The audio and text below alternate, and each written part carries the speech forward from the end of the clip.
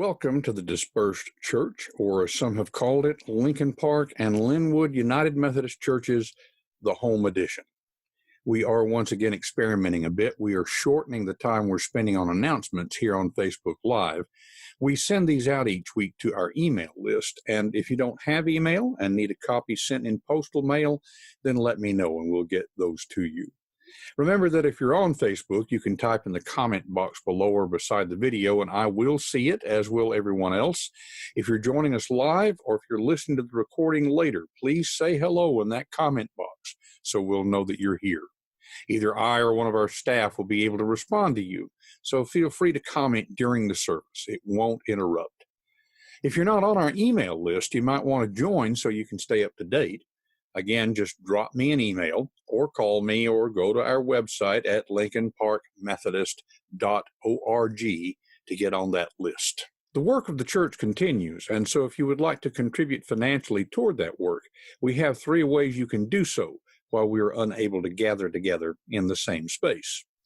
You can go to holston.org/church offering. You're able to pick the church there, and so you can either specify Lincoln Park or Lynnwood United Methodist Churches. You can send a check in the mail. We have the addresses up on the screen, and if you are listening via audio and need that address, we can get that to you.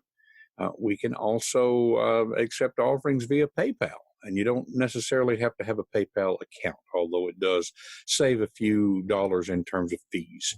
Details are on our webpage at lincolnparkmethodist.org, or get in touch with me or with Deborah Rogers.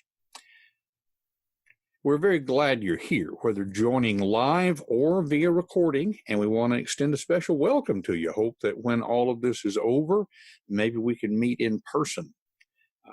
There's just nothing quite like having the community and the fellowship, and I think you will find both Lincoln Park and Lynnwood to be a very welcoming and warm environment. We want to encourage you to send us your prayer requests confidentially via our website. The link is in the comments, or call the church phone or my phone, or drop an email to prayers@lincolnparkmethodist.org. We will include your requests in our prayers during our Zoom gathering on Wednesday night. If you're on our email list, you will get the information on how to join our Wednesday night Zoom gathering. You can still call on a cell phone, a landline. You can join via computer or tablet. Really anything that is beyond a carrier pigeon, we can get you connected. Think of this the way that you may be used to thinking of a regular Wednesday night Bible study. We're going to have some time of prayer and Bible study and fellowship, and I really kind of think that connection is the most important thing. We would be glad to have you to join in.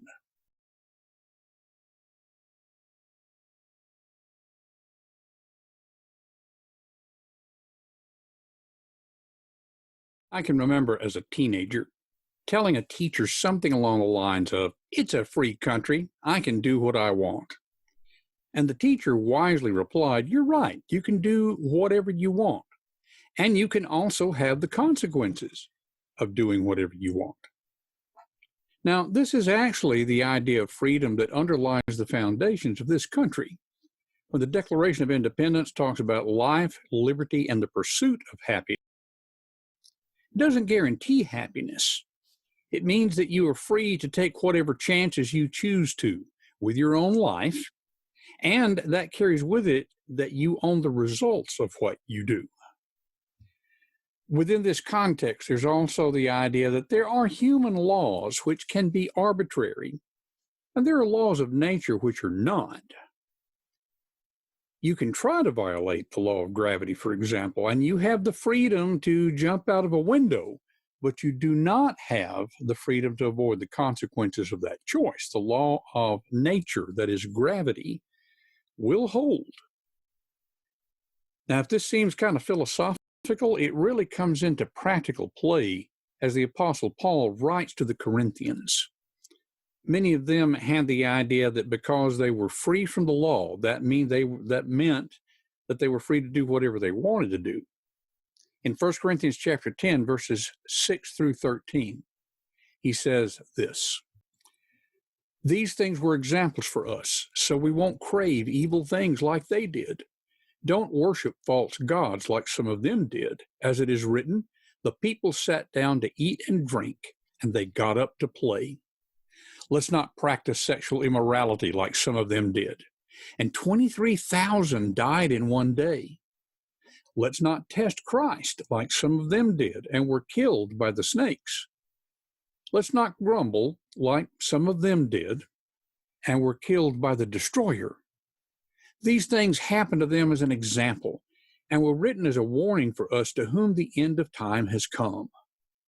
So those who think they are standing need to watch out, or else they may fall. No temptation has seized you that isn't common for people, but God is faithful. He won't allow you to be tempted beyond your abilities. Instead, with the temptation, God will also supply a way out so that you will be able to endure it. The word of God for the people of God, and thanks be to God. So there's a lot going on in this passage as relatively new followers of Christ. Remember, Paul was writing this letter only about 3 or 4 years after he had helped to establish this church. And it was probably a mixture of backgrounds. There were probably people in this church who came from a Jewish background and would have been very familiar with the law of Moses, but there were also a lot of people who had come from a pagan background, didn't have the background in what we would call the Old Testament, and many of them may have gotten the wrong idea. So what we find Paul discussing here in a way is the difference between freedom from and freedom to. Now, these days, a lot of people think freedom means I can do whatever I want to. I have the freedom to do something. But really what Paul is talking about more is a freedom from. What many people call freedom to is what is meant by the word license. I have license to do something. Now, obviously, we get words like driver's license from this, and in that case, a business license or a marriage license, they are permission to do something. But we also get the word licentious from this root word of license. And the basic idea of licentiousness is without restraint. And that's a little different kind of idea, but it's sort of the idea that people have when they talk about freedom. Now, through Christ, we have freedom. What we have is freedom from the wages of sin.